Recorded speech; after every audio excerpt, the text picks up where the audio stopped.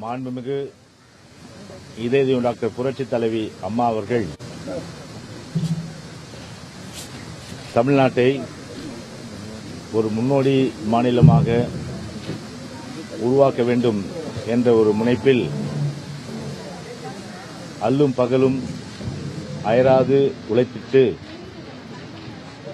வாழ்ந்து மறைந்து உலகம் முழுமையும் உள்ள 10 கோடி தமிழர்களுடைய உள்ளங்களில் காவல் தெய்வமாகவும் தமிழ்நாட்டு மக்களின் மட்டுமல்லாமல்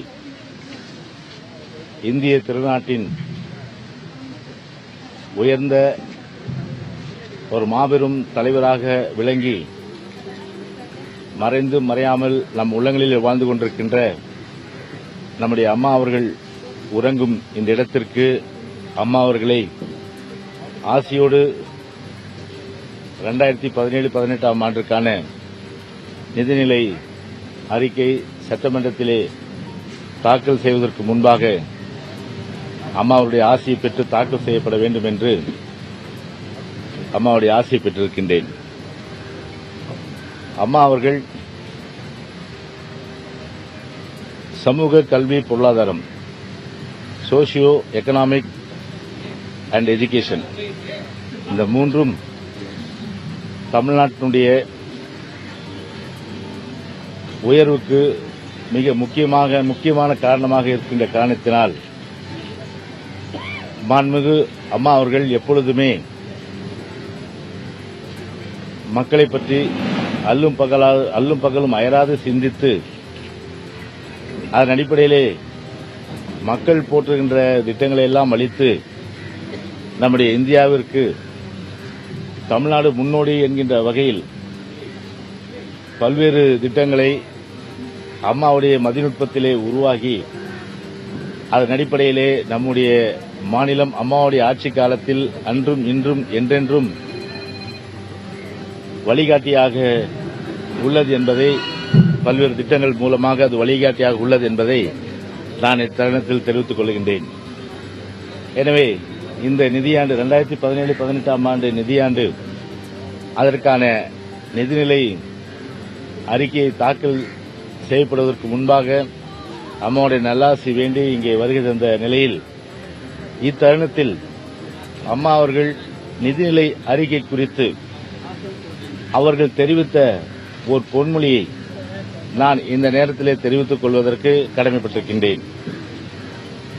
அம்மா அவர்கள் சொன்னது அவருடைய பொன்மொழி, நிதி பற்றாக்குறை போன்ற எத்தனை தடைகள் வந்தாலும் அவை மக்கள் நல திட்டங்களுக்கு இடையூறாக இருந்துவிடக்கூடாது என்று சிந்தித்து தொலைநோக்கு திட்டங்களையும் அதே நேரத்தில் உடனடி நிவாரணம் வழங்கக்கூடிய நலத்திட்ட உதவிகளையும் ஒரே நேரத்தில் வழங்கி வருகிறது உங்கள் அரசு, உங்கள் அன்பு சகோதரின் அரசு என்று மாண்புமிகு அம்மா அவர்கள் சொன்ன அந்த பொன்மொழிகளுக்கு ஏற்ப அம்மாவுடைய நல்லாட்சியில் அவருடைய கனவுகள் லட்சியங்களை மனதில் தாங்கி என்றென்றும் அம்மாவளில் அரசு தொடரும் என்பதை தெரிவித்துக் கொள்கின்றேன்.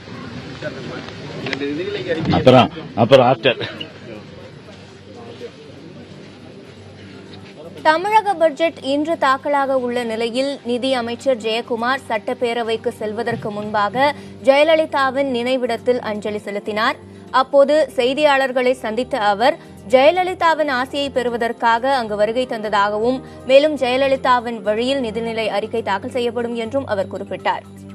இது தொடர்பாக பேசுவதற்காக நமது செய்தியாளர் முகிலன் இணைந்திருக்கிறார். முகிலன், தற்போது மெரினா கடற்கரையில ஜெயலலிதா அவர்களின் நினைவிடத்தில் அரங்கேறின நிகழ்வுகள் பற்றி விரிவா சொல்லுங்கள். நிதியமைச்சர் ஜெயக்குமாருக்கு சரியாக ஒரு 9 மணிக்கு அவர் வீட்டிலிருந்து புறப்பட்டார். அவர் வீட்டிலிருந்து புறப்பட்டு முன்னாள் முதல்வர் ஜெயலலிதாவின் நினைவிடத்திற்கு வந்து தாக்கல் செய்யப்பட இருக்கக்கூடிய 2017-18 ஆண்டிற்கான நிதிநிலை அறிக்கையை இங்கு வைத்து அவரிடம் முதல்வர் ஜெயலலிதாவிடம் ஆசை பெற்றார். அவர் பேசும்போது ஜெயலலிதாவின் கனவு என்னவென்றால் உலகளவில் தமிழகத்தில் சமூகம், பொருளாதாரம் மற்றும் கல்வியில் ஒரு சிறந்த இடத்தில் தமிழகம் விளங்க வேண்டும். அதுவே அவருடைய கனவாக இருந்தது.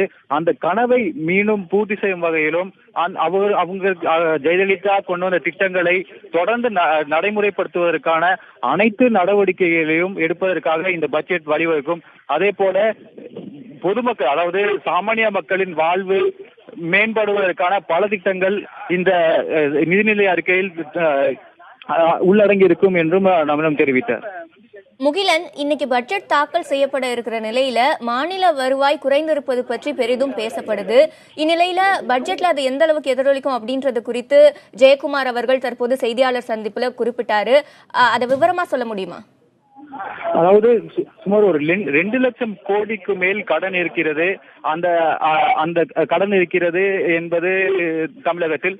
அது தொடர்பான கேள்விக்கு அவர் என்ன சொல்லுவென்றால், என்ன விதமான நிதி பற்றாக்குறை இருந்தாலும் மக்கள் நலன் சார்ந்த திட்டங்களுக்கு எந்த வகையிலும் தொய்வு ஏற்படாதபடி அந்த திட்டங்கள் நடைபெறும் என்றே அவர் குறிப்பிட்டிருந்தார். அபிநயா. முகிலன், தற்போது நிதியமைச்சர் ஜெயக்குமாரோடு வேறு யாரெல்லாம் ஜெயலலிதா அவர்களின் நினைவிடத்திற்கு வருகை தந்தாங்க? தற்போது அடுத்த கட்டமா ஜெயக்குமார் அங்கிருந்து சட்டப்பேரவைக்கு கரெக்டா எப்போ கிளம்புறாரு? நிதியமைச்சர் ஜெயக்குமார் மட்டுமே இங்க நினைவிடத்துக்கு வந்திருந்தார். இவர் தற்போது நேராக இங்கிருந்து கிளம்பி தலைமைச் செயலகம் செய்கிறார். அங்கு சென்றவுடன் 10:30 மணிக்கு இந்த நிதிநிலை அறிக்கையானது தாக்கல் படவிருக்கிறது. அபிநயா.